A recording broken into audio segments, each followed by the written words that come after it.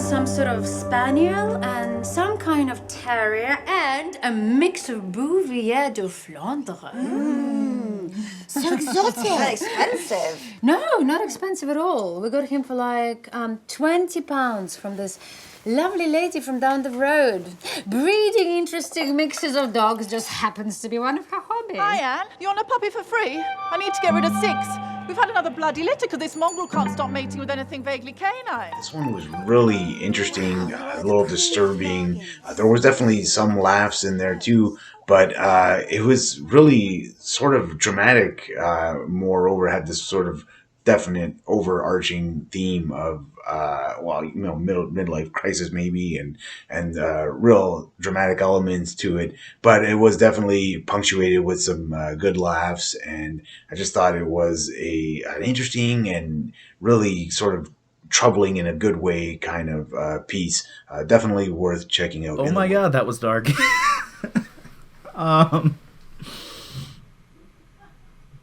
In the Woods with a Dead Dog is a comedy in the same way that Shaun of the Dead is a comedy, where, yes, it is a comedy, but oh my god, was that dark.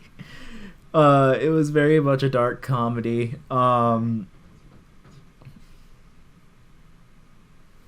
It was insane. It was insane just how much the main character is being mentally abused by everything and everyone around him, to the point where, and I haven't even addressed the title yet, just like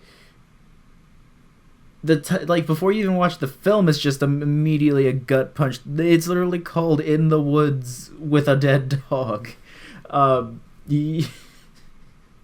You don't get more upfront than that. This was a really, really well done dark comedy. It was well written. It was brilliantly acted. All of the actors did such an amazing job. You could definitely see how haunted the dad was, and just him going through all of the things that he had gone through with his wife and then his neighbor.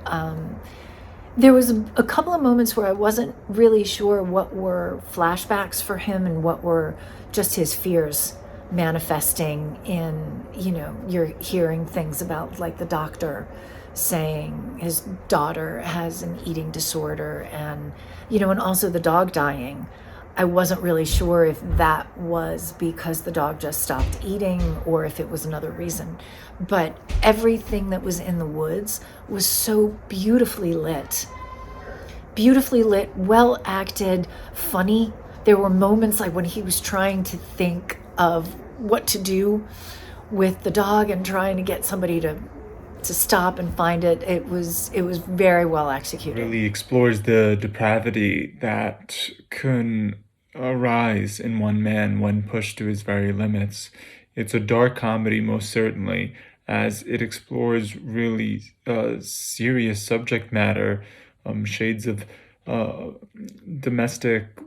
domestic violence, and problems with childhood anorexia. I mean, these are serious things that we're dealing with here, but they're casted in a somewhat humorous light so as to almost not dilute their severity, but examine it from a kind of fresher, more nuanced perspective. And I thought that was a very intelligent idea of the filmmakers to proceed with. And the performances really elevate the material quite well also, and leads to the inevitable conclusion in which our dog is killed.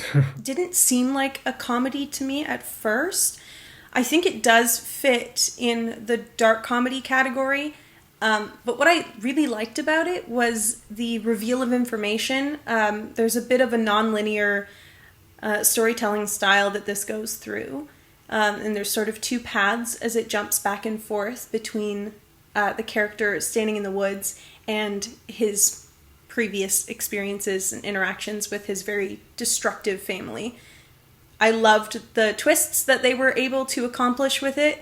The production design was really great. I thought it was really well acted, and I loved how they utilized the space that they were in interesting ways, with the daughter hiding under the table and creating a collage of stickers where she's hiding from food.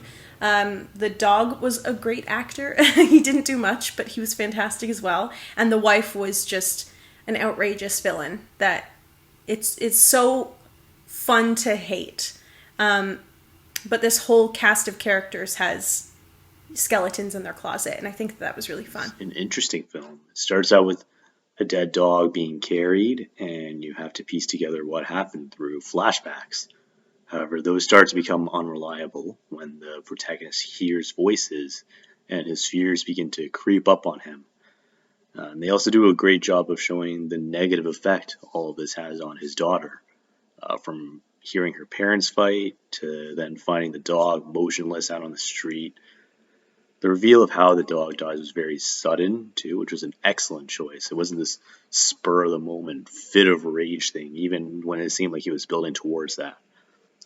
But overall, a very good, very haunting film. This was such an interesting film, story-wise. I liked how we were able to kind of jump back and forth between the present moment of him in the woods with the dog and then also getting to see the series of events that led up to him being in that present moment. I thought that the wife was such an amazing character. Just life of the party, effervescent. Everybody wants to be her, be with her, but she's actually a monster at home. And you just feel so bad for this guy because he's clearly in this very unhealthy relationship. He's really checked out. His daughter is struggling and he isn't really noticing it. And then when this dog dies, he knows that, oh my God, I ignored the signs. I wasn't paying attention. I'm going to be blamed for this. And I just can't take it. So he takes a desperate measure, which is framing the death of the dog and making it look like it was an accident in order to avoid blame, which is so sad, but I see the dark comical side of it as well. Clearly just very flawed family with a lot of issues to work on.